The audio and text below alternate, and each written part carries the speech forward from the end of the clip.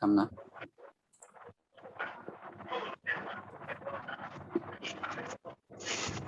นี่ไม่เอกนะพอตึดเส้นเหลียวนั่นนะอย่างนั้นนะอันนี้เขาไม่เอกนะไม่เอกเนี่ยพอเขาเอามาเสียงกลางและเสียงสูงมันติดกันเสียงยักษ์ไม่โทษนี่ว่าเสียงว่าตัวมีเป็นเสียงกลางเนี่ยเสียงสูงเนี่ยเสียงเตี้ยเนี่ยนะไม่โทษนี่มันติดกันเตะนะต้องอันนั้นมิตรีก็เหมือนกันนะมิตรีเนี่ยว่าเสียงกลางเนี่ยเสียงสูงเนี่ยเสียงเตี้ยเนี่ยพอมันกับเจ้าจอมเสียงที่นั่นมันก็ติดเสียงจำเตะไม่จะการเป่านะมันจะตะวันนั่นนะว่าเจ้าจอมเสียงอย่างเงี้ยนะเป็นเสียงเป่าหมดแล้วนะว่าเสียงกลางเสียงเตี้ยพอไม่จะตะวันกับสารนี่เป็นเสียงเป่านะแล้วก็ตัวนี้เป็นไม้หันอากาศในเขาเดือดเฮียนถึงไหนกันนะตัว3ตัวทั้งหลังในเขาไปเห็นถึงเขาเฮียนมาหาไม่นะอันนี้เขา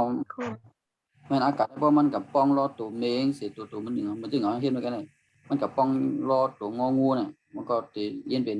ป็นแพทย์นะมันจึงมันเป็นตัวจอยนะตัวจอยคืององูเนี่ยเป็นตัวแพทย์นะที่งองูตัวเหลือก็ตัวแพทย์แล้วอย่างเงี้ยนะก็การบางตัวเนี่ยมันจะเลยมีตัวนี้เข้ากับจอมจะเลยมันตัดจะเลยแพทย์นะก็ไม่ทำมาขึ้นตัวอย่างไหนตัวอย่างไหนหน้าแพทย์นอนหนูในแกนหน้าแพทย์นะเมื่อไกลก็มีสระอีแล้วก็เป็นงะงองูเมื่อไกลเป็นสระอีแล้วก็งองูก็เป็นสระอีแล้วก็นอนหนูมันลายตัวแพทย์ไงตัวสระอีนี่ตึงอยู่บนเกาะนะแล้วก็ตัวเมฆก็เกาะอย่างนั้นนะนอนหนูเป็นหน้าแพทย์มา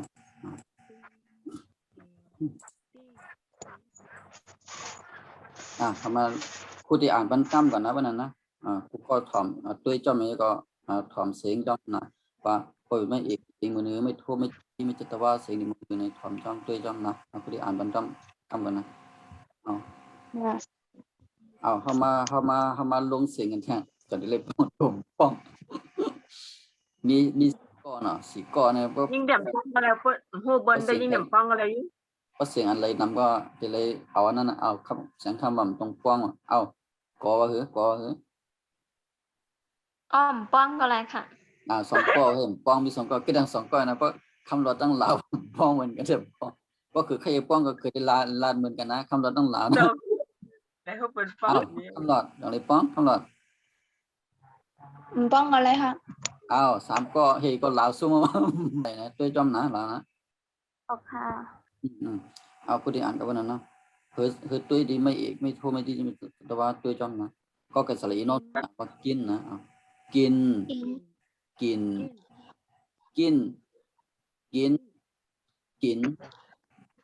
กำใต้ห้องกินไหนกินข้าวกินน้ำกินยานั่นแหละตัวนั้นก็เกิดสลายน้องหนูแล้วก็ไม่จิตว่านี่กินก็กำว่าเป็นตั้งไทยในเดลเป็นตัวตั้งส่วนกินตั้งไทยในเต็มมีไม่ยังเสียมีนะกินนะอันนี้อ่านว่ากินนะตัวนี้อ่านว่ากินนะก็ไม่จอจานกันไหนมาดิจอจานกันไหมจิน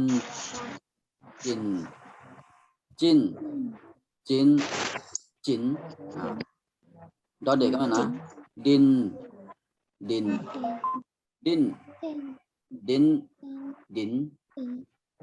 ไม่ต่อเต่ากันไหมนะติน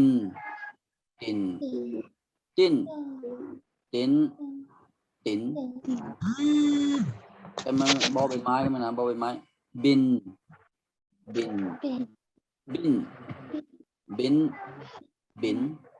พอปลากันไหมปินอินมันต้องเสียงว่าพร้อมกันด้วย1 2 3กิน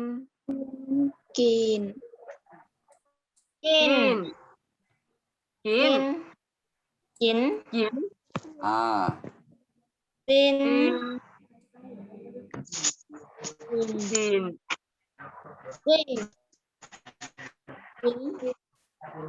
่าจินว่าไปจิน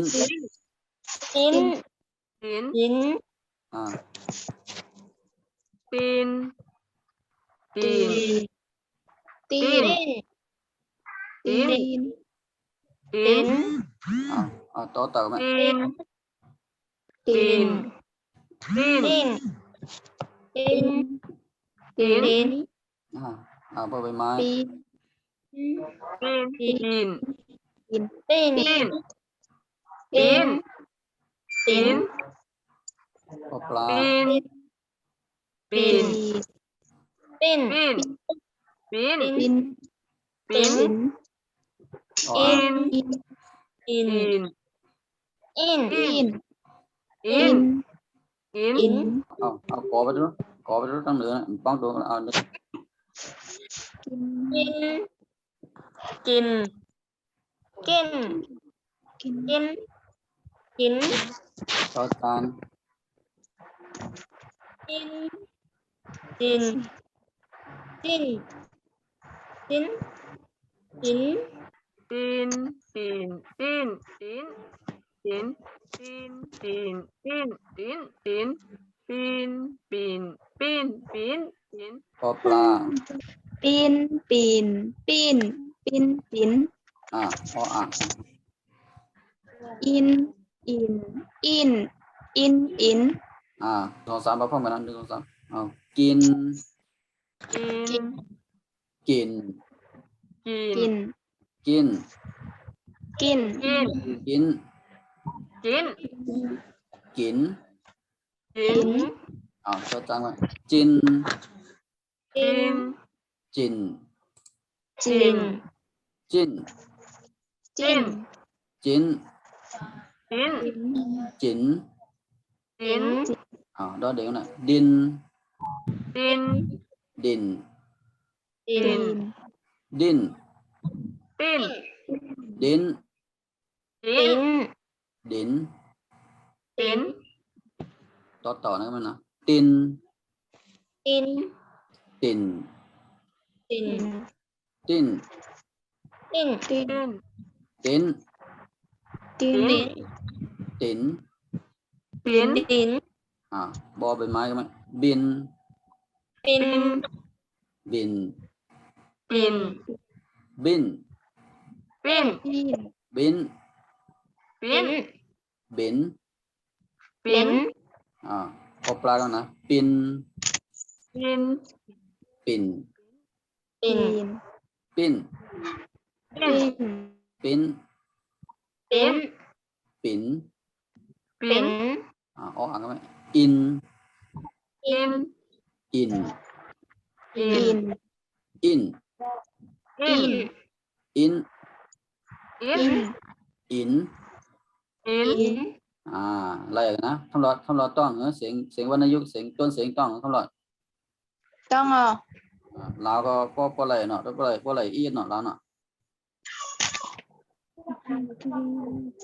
ก็ตั้งสังคำได้เขียนนะถามเป็นไรแน่นอนนะสองก้อนนี่แหละนี่กันกันวันนั้นเนาะกันหมดสงก็วันนั้นนะ